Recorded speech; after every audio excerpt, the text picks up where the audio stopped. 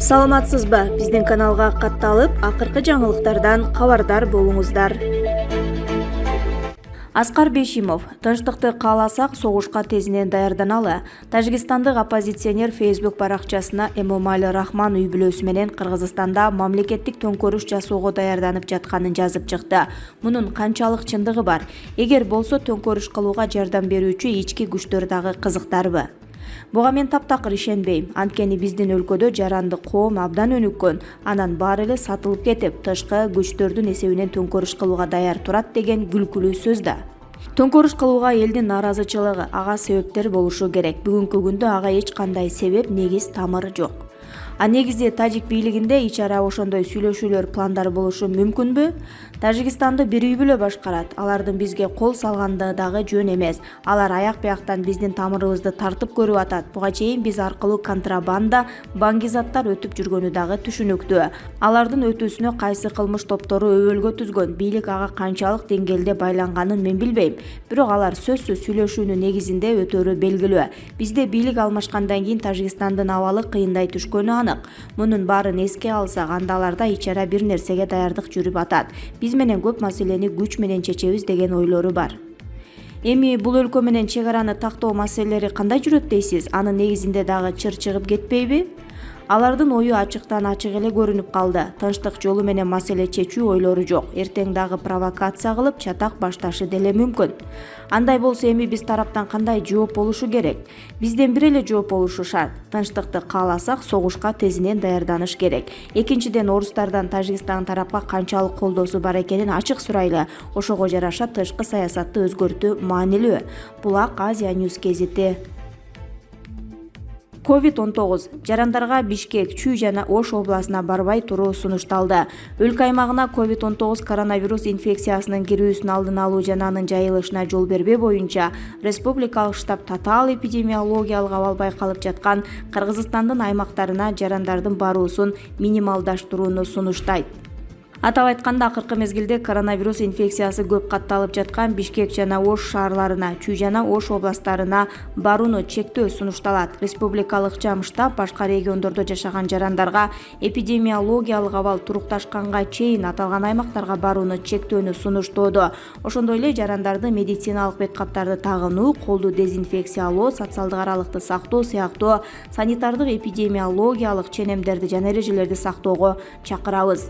Мындан тышкары, ар кыл массалык иш-чараларга катышуудан жана адамдар көп чогулган коомдук тамактануу жайларына баруудан кармануу сунушталат. Сооронбай Жээнбековдун оң колу кармалды. Улуттук коопсуздук боюнча мамлекеттик комитет президенттик аппараттын жетекчисинин мурдагы орун басары Алмамбет Салиевдин мыйзамсыз байыганы тууралуу фактылар аныкталганын билдирди. Мекеме 17-июнда тараткан маалыматка караганда, ал бул кызматта иштеп турганда мурдагы президенттин кызматтык артыкчылыктарын пайдаланып, мамлекеттик түзүмгө зыян келтирип, укук коргоо жана мамлекеттик органдардын сот системасынын ишине активдүү кийлигишкен. Алмамбет Салиев мамлекеттик кызматта иштеген мезгилде өзүнүн расмий кирешесинен кымбат мүлктү сатып алгандыгы аныкталган. Ошондой жол менен алынган чоң каражатты көп кабаттуу үйлөрдү жана башка соода объектилерин куруу үчүн курулуш компанияларынын бирине жумшаган. Атайын кызмат ал компаниянын атын атаган эмес. Салиевдин бардык мүлктүк жана каржылык активдерин аныктоо боюнча ыкчам тергөө иш-чаралары жүргүзүлүүдө. Иште чогултулган далилдердин негизинде ал 16-июнда Жазык кодексинин 323 беренеси менен кармалып, УКМКнын тергөө абагына киргизилди. Алмамбет Салиев президенттик аппараттын жетекчисинин орун басары болуп, 2017-жылдын 11-декабрынан тартып, 2020-жылдын октябрь айына чейин иштеген. Бул кызматта турганда анын дарегине бийликтеги таасирдүү адамга айланды. Сотторду жана күч органдарын жапырт көзөмөлдөйт деген сын айтылып келген. Президент Сооронбай Жээнбеков 2018-жылы 19-декабрда Азаттыктын суроосуна жооп берип жатып, Алмамбет Салиев бийликтеги таасирдүү адамга айланды, сотторду жана күч органдарын жапырт көзөмөлдөйт деген сөздөрдү жокко чыгарган. Анын бир тууган Аким Таекесин иш белги кадр деп мактаган. Бийликте болгондон кийин сөздөр болот. Көп душман табасың. Эгер ал туура эмес мамлекетке зыян келтирсе же коррупциялык схемаларга кирип өз милдетин кызыкчылыгына пайдаланган болсо жоопко тартылат.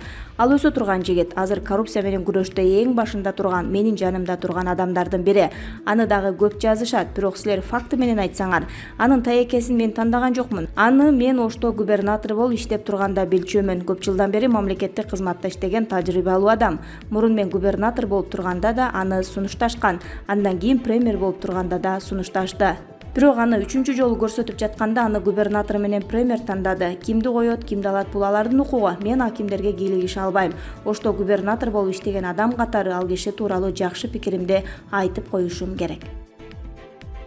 Парламентте Улукбек Мариповго ишенбөөчүлүк көрсөтүү маселеси көтөрүлдү. 17-июнда жогорку кеңештин жыйыны өтүүдө. Анын жүрүшүндө депутат Бакыт Төрөбаев министрлер кабинетинин төрагасы Улукбек Мариповго чара көрүү маселесин көтөрдү. Ал жогорку кеңештин төрагасы Талант Мамытовго кайрылды.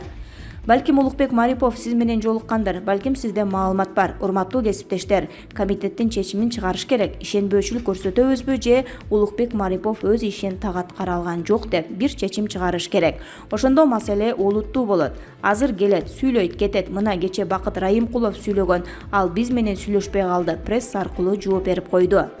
Жаңы дайындалганда эмне деп айтты эле? Чоң атанын сөзүн сүйлөгөн. Акимдер арыктарыңарды тазалагыла деп. Мына жыйынтык жок, суу жок. Ушул жерде трибунадан кайырма каналы жөнүндө айтып эмне болду? Эмне кылабыз келтирем?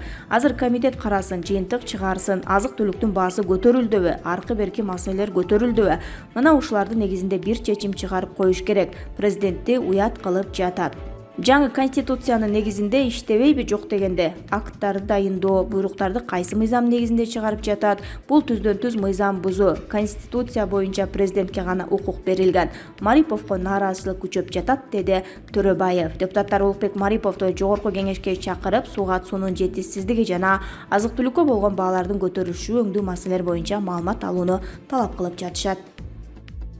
Марипов: маселе менде болсо кызматтан азыр кеткенге даярмын.